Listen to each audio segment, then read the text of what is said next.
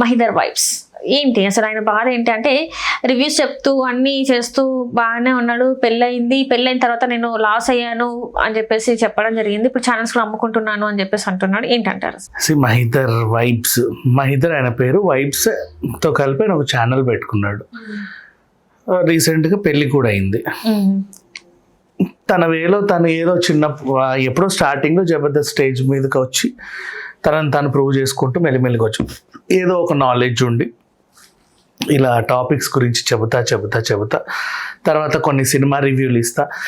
ఈయన సినిమా రివ్యూలను చూసి కూడా సినిమాకి వెళ్ళే ఒక స్థాయికి అయితే వచ్చాడు. ఇప్పుడు సడన్గా ఇతనికి ఒక ప్రాబ్లం వచ్చింది. ఏంటది? ఏదో ఒక చిన్న బిజినెస్ పెట్టాలనుకున్నాడు. ఇంప్లిమెంట్ చేసే దశలో దాని ఎగ్జిక్యూషన్ సరిగ్గా లేకో ఏంటో వాట్ ఎవర్ ఫ్లాప్ అయింది. కొంచెం నష్టపోయాడు. అది కొంచెం అని కూడా చెప్పలేం, శక్తికి మించి పెట్టి లాస్ అయ్యాడు. ఒక 50-55 నష్టం వచ్చింది, 1/2 కోటి. సరే, నష్టం వచ్చింది. మరి దాన్ని ఎలా చేయాలి అంటే, ఇప్పుడు అతనుకున్న స్టాండర్డ్ ఏంటి సమాజంలో? మహిదర్ అంటే 10 మంది గుర్తుపడతారు. మహిదర్ ఇతను ఎందుకు గుర్తుపడతారు? అతని వీడియోలు అంతగా పాపులర్ కాబట్టి. అవునా? He is also an influencer in social media. Next, తన అస్త్రం ఏంటి? తన దగ్గర ఏమున్నాయి?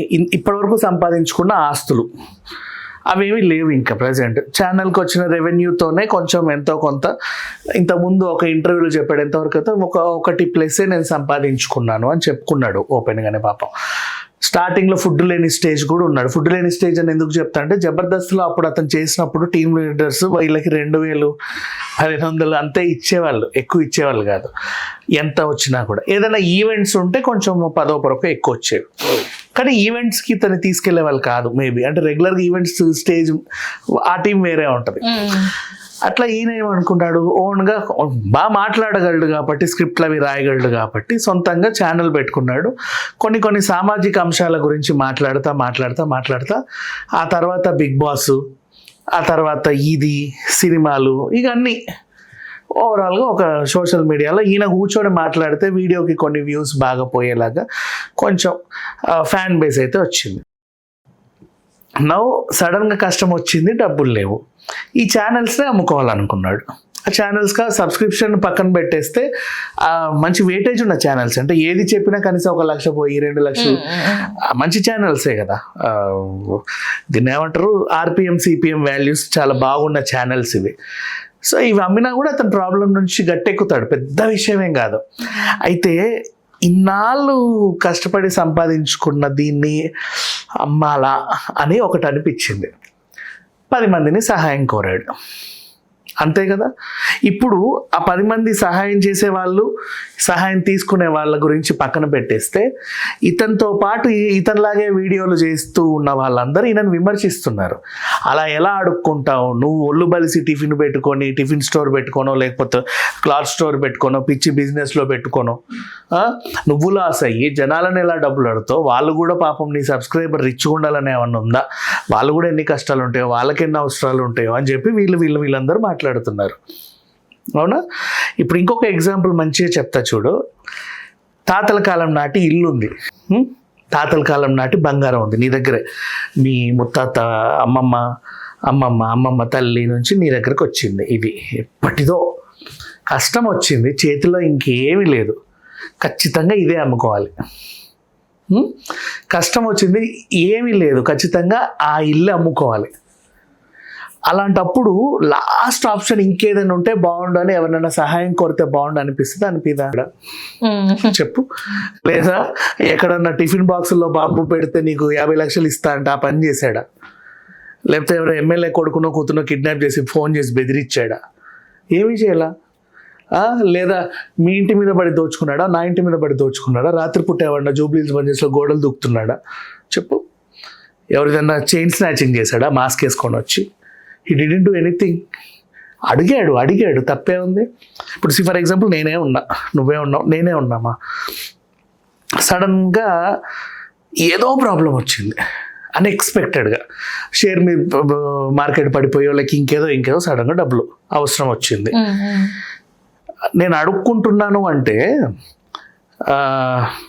నేను ఎందుకు సిగ్గుపడాలి? ఇంతమంది ఉన్నా కూడా దాసరి విజ్ఞాన్ అడుక్కుంటున్నాడు అంటే అంతమంది కదా సిగ్గుపడాలి, అవునా? ఇప్పుడు ఈ సబ్స్క్రైబర్స్ కూడా నాకు ఇంతమంది ఉన్నారు, ఒక ఫ్యామిలీ మెంబర్స్, నేను ఎందుకు ఇదవ్వాలి, వీళ్ళు కూడా నా ఫ్యామిలీ అని చెప్పేసి ఆయన ఏదో ఒక మాట అడిగాడు, వీడియోనే పెట్టుకున్నాడు. నెక్స్ట్ డే తను అవమానించేలాగా నువ్వు ఇవ్వకపోయినా పర్వాలేదు, ఇట్స్ ఓకే, రూపాయి వేసి ట్రోల్ చేశారు, ముష్టిపోరా అని. ఆ తర్వాత ఒక ఆయన ఎవరో పాపం అర్థం చేసుకొని 1 lakh ఇచ్చాడు, హీఈస్ వెరీ హ్యాపీ. మరి అది కూడా సంతోషమే. ఓవరాల్గా ఇంత వచ్చింది, 3 లక్షలకి అటు ఇటుగా కొంచెం అద్దనో తక్కువ 3 లక్షలు వచ్చింది. అది కూడా హ్యాపీగా ప్రకటించుకొని థ్యాంక్స్ చెప్పాడు.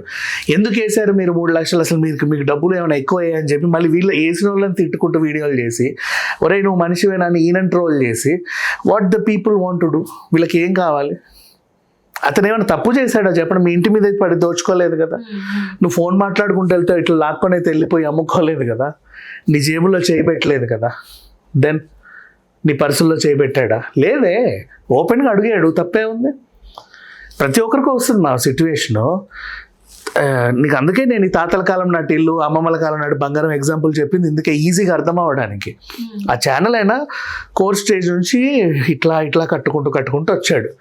ఒక్కొక్క స్టేజ్లో అది ఎదుగుతుంటే ఆనందపడ్డాడు. దాని ద్వారానే చాలా చాలా చాలా సమకూర్చుకున్నాడు. సడన్గా ఎలా అమ్ముతారు? అందుకు అడుక్కున్నాడు. దానికి కూడా ట్రోల్ చేస్తున్నామంటే సమాజంలో వీళ్ళే స్థాయిలో ఉన్నారో నాకు అర్థమవుతుంది. ఇక్కడ మహిదర్ స్థాయి అని తగ్గిపోలేదు, నాకేం అనిపించలేదు మా. హీ ఆస్డ్ సంథింగ్ కదా, నాకేం అనిపించలేదు. కానీ అతను ట్రోల్ చేసే వాళ్ళని చూస్తే నాకు జాలేస్తుంది, మీ మెంటల్ స్టేటస్ ఇంకా అలాగే ఎందుకు ఉంది అని. ఇంకా చాలామంది చెత్తలు, మీకు డబ్బులు ఉన్నంత మాత్రాన యూట్యూబ్లో అడిగినంత మాత్రం మీరు ఇవ్వాల్సిన అవసరం లేదు, పేరు చెప్పి కొంతమంది, చెప్పగా కొంతమంది, డైరెక్ట్గా ట్రోల్ చేసి కొంతమంది. సిగ్గుండాల కొంచెం అన్న, మనిషి పుట్టినప్పుడు ఆయన ధైర్యంగా అడిగాడు, నీకు ఆ ధైర్యం కూడా లేదు.